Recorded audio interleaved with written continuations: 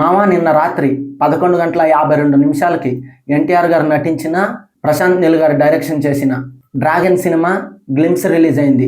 ఈ గ్లిమ్స్ 4:29 ఉంది. అంటే ఇప్పటి వరకు ట్రైలర్స్ కూడా ఈ డ్యూరేషన్తో రిలీజ్ చేయలేదు ఎవరు. For the first time dragon just glimpse 4:29 cut చేశారు ప్రశాంత్ నీల్ గారు. ఇక ఈ గ్లిమ్స్ ఎలా ఉందనేది తెలుసుకోవడానికి ముందు ఈరోజు జూనియర్ ఎన్టీఆర్ గారి బర్త్డే. హ్యాపీ బర్త్డే తారక్ అన్న. ఇక రిలీజ్ అయిన గ్లిమ్స్లో ఏముందంటే, ఆల్మోస్ట్ ప్రశాంత్ నీల్ గారు సినిమాలో సగం కథ చెప్పేశారు. ఇంకా కొంచెం కథ చెప్పలేదు, కొన్ని దాచిపెట్టారు, కానీ సగం కథ చెప్పేశారు. అలాగే ఈ సినిమాలో ఎవరెవరు ఉన్నారు, వాళ్ళు ఎలాంటి పాత్రలు పోషిస్తున్నారు అనేది కూడా తెలియజేసేశారు. ఇక ఈ కథ ఓపియం పాపీ అనే ఒక మొక్క, అంటే ఆ మొక్కలో హెరాయిన్ అంటే ఈ డ్రగ్స్ అలాంటివి తయారు చేస్తారు కదా, ఆ మొక్క చుట్టూ జరిగే కథ ఈ డ్రాగన్ సినిమా. అలాగే ఈ ఓపియం పాపీ అనే మొక్కలో వచ్చే ఈ హెరాయిన్ ట్రేడింగ్ బ్రిటిష్ వాళ్ళు 250 సంవత్సరాలు చేశారంట. దాని తర్వాత 1967లో అంటే ఈ హెరాయిన్ గురించి 2 ప్రాంతాల వాళ్ళు కొట్టుకుంటారు. వాళ్ళే Afghanistan trading company, golden trading company వాళ్ళు. వీళ్ళ మధ్యలోకి ఎన్టీఆర్ గారు ఎలా వచ్చారు? ఎన్టీఆర్ గారు గోల్డెన్ ట్రేడింగ్ కంపెనీ ఆ ప్రాంతానికి సంబంధించిన వాడా, లేకుంటే ఆఫ్ఘన్ ట్రేడింగ్ కంపెనీ ప్రాంతానికి సంబంధించిన వాడా, లేక ఇద్దరికి సంబంధం లేకుండా ఏదైనా సీక్రెట్ ఏజెంట్గా వచ్చాడా అనేది రివీల్ చేయలేదు ప్రశాంత్ నీల్ గారు. ఈ గ్లిమ్స్లో చాలా వరకు అంటే ఒక 70% ఈ ఆఫ్ఘన్ ట్రేడింగ్ కంపెనీ గురించే చూపించారు. అంటే వాళ్ళ గురించే చూపించారు. ఈ గోల్డెన్ ట్రేడింగ్ కంపెనీ వాళ్ళ గురించి చూపించలేదు. అంటే ఈ ప్రాంతానికి సంబంధించిన వాళ్ళ గురించి రాబోయే టీజర్స్, ట్రైలర్స్లో ఏమైనా రివీల్ చేస్తారేమో. ప్రస్తుతానికైతే ఈ ఆఫ్ఘన్ ట్రేడింగ్ వాళ్ళ గురించే ఈ టీజర్లో ఎక్కువ ఉంది, గ్లిమ్స్లో ఎక్కువగా ఉంది. ఇక ఈ గ్లిమ్స్లో ఎన్టీఆర్ గారు ఆల్మోస్ట్ 2:30 తర్వాతే కనిపిస్తారు అన్నట్టు గుర్తు. అంటే చాలా టైం తర్వాత కనిపిస్తారు.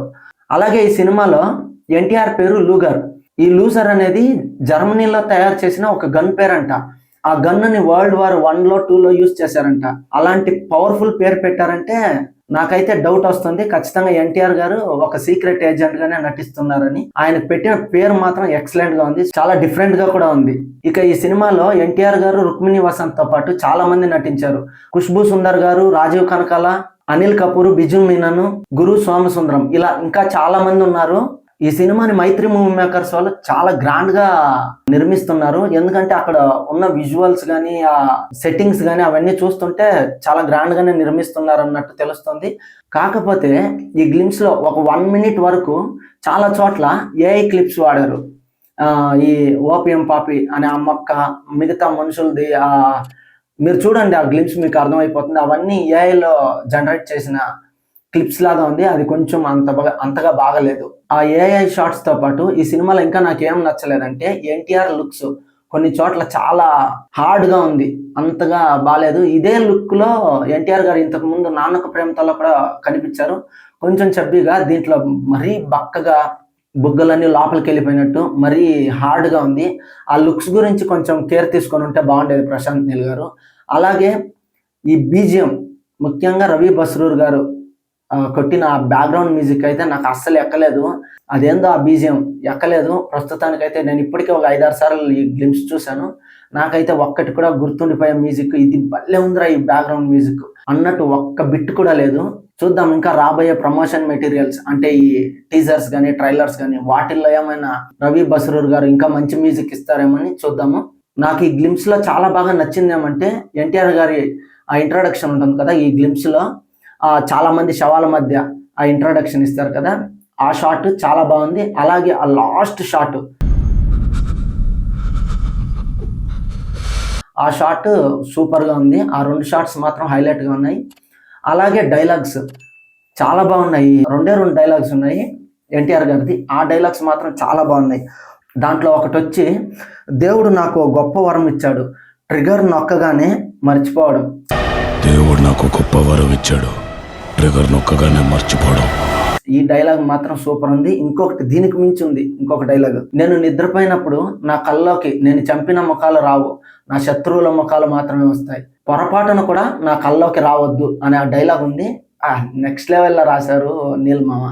నిద్రపోయినప్పుడు నా కల్లోకి నేను చంపిన వాళ్ళ ముఖాలు రావు, మిగిలిన శత్రువుల ముఖాలే కనపడతాయి, పొరపాటు చాటున కూడా నా కల్లోకి రావద్దు. ఈ 2 డైలాగులు ఈ రేంజ్లో ఉంటే సినిమాలో నీల్ మావ ఇంకా చాలా డైలాగులు పెట్టుంటాడు. అవి ఏ రేంజ్లో ఉంటాయో ఊహించుకోండి. ఇక నాకు ఈ గ్లింప్స్లో ఒక చిన్న డౌట్ వచ్చింది. ఎన్టీఆర్ గారి పేరు లూగర్, అంటే లూజరా లూగరా కొద్దిగా కన్ఫ్యూజన్. అంటే మూవీ టైటిల్ మాత్రం డ్రాగన్ అని పెట్టారు. ఇది ఎందుకు పెట్టారు అనేది నాకు డౌట్. నేనైతే ఇంకో ఎన్టీఆర్ కూడా ఉంటాడు అనుకుంటున్నా. ఇది ప్రతి టీజర్ చూసినప్పుడంతా ఇంకో హీరో ఉన్నాడు అంటే డ్యూయల్ రోల్ అన్నట్టు చెప్తున్నాను. ఇది మేబీ రాంగ్ అవ్వచ్చు, కానీ డ్రాగన్ లూగర్ అనే ఈ 2 నేమ్స్ అనేది నాకు కొద్దిగా కన్ఫ్యూజన్ ఉంది. మీకు ఎవరికైనా క్లారిటీ ఉంటే కామెంట్ చేయండి. అలాగే నీల్ మామ ఎన్టీఆర్ గారిని చాలా పవర్ఫుల్గా చూపించారు ఈ గ్లిమ్స్లో.